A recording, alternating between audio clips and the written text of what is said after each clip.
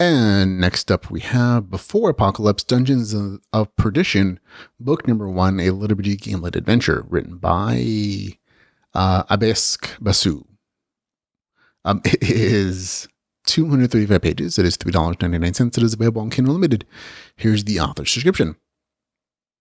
Imagine waking up in a world where you could do whatever you wanted. Be whoever you wanted to be. Imagine being told that you must save this world from the apocalypse. Given this chance, what would you do? Would you complete quests, level up, and use your skills wisely and be the hero you were chosen to be? For Travis and Natalie, this question did not have the same answer. 2 different lives, 2 separate journeys, one dark, unforgiving world. Escape your life, embrace the darkness, enter Dungeons of Perdition. A never-been-seen world where anything is possible, but everything is at stake.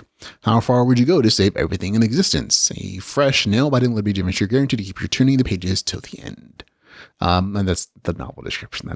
I don't think it's quite true.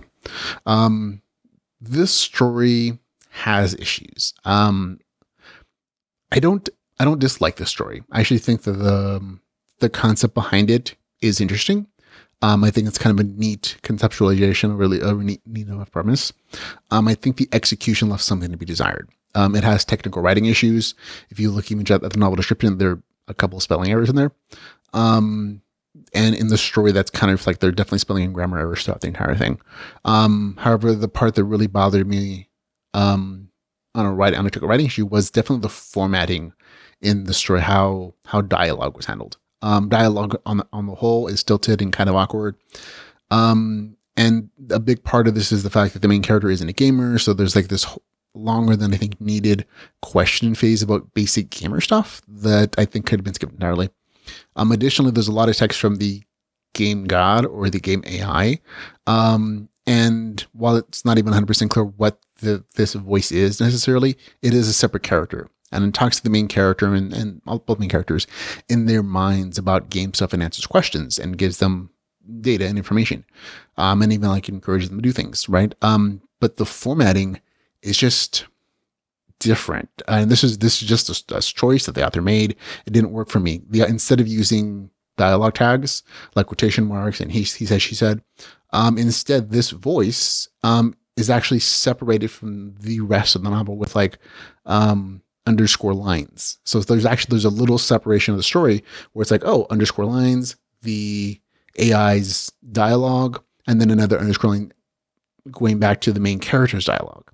And it's just a formatting choice that really just kind of broke the story flow and messed with my reading experience because my reading experience, read the lines, and any kind of like word break like that is usually used to designate, oh, we're changing scenes entirely, right? And because that's how my brain interpreted it, it kind of took me out of the flow of the story every time I saw it, and it happens on a fairly regular basis, unfortunately. So that's one of the things that just kind of stopped me from enjoying the novel.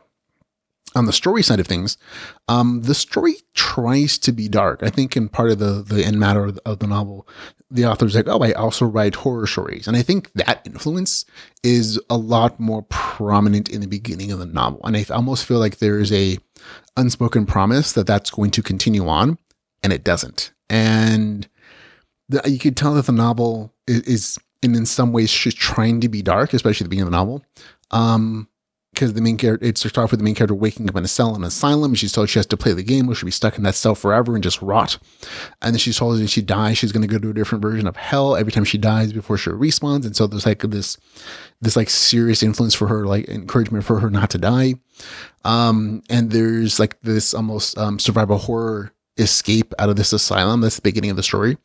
And it definitely has this real horror vibe there. And it's done okay there. But I kind of expected to continue in the rest of the novel. And after like 20% of the story, that goes away almost entirely. And when she makes it like this safe zone. And the quests there are much less horrific. And I think, again, the story tries to be darker. And I think maybe later on in the series, as the apocalypse happens, it's going to be more of a horror story with like this RPG mechanics in there. But for here, it's just kind of a disappointment that did not continue. Instead, both the main character, Natalie, and I think it's Travis, the other main character, Travis, their storylines are just a lot more normal.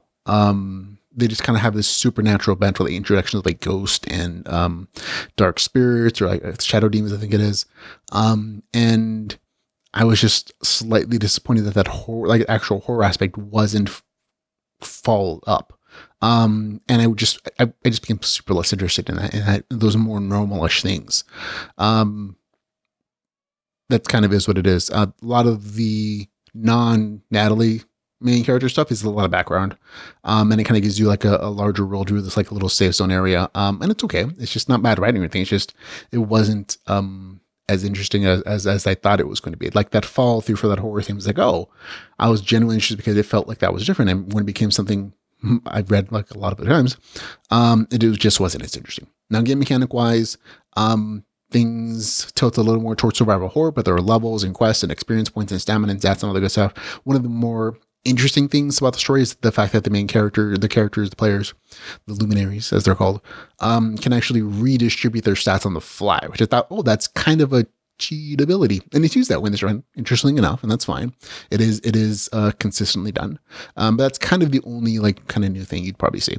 Overall, I like this idea behind the story. And again, I appreciate the author's attempt to write something darker. The execution just didn't work for me. The writing didn't feel stilted, dialogue felt awkward. The horror aspects weren't tense when they were there. And outside of that beginning section, the horror aspects kind of just fizzle out, to be honest. Like they don't continue on in the story. And so for me, the story just didn't really work. It gets a score of 6 out of 10. Now again, not a bad review score. It's just that this doesn't work for me. It might work better for somebody else. But for me, just didn't work. Before Apocalypse, Dungeons of Perdition, book number 1, gets a score of 6 out of 10.